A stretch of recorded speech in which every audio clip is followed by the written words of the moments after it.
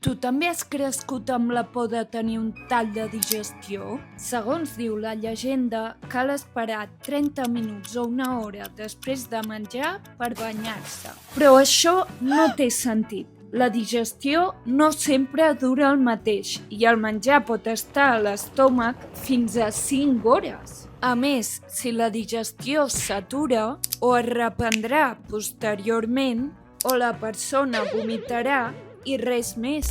Però llavors, què és el mític tall de digestió?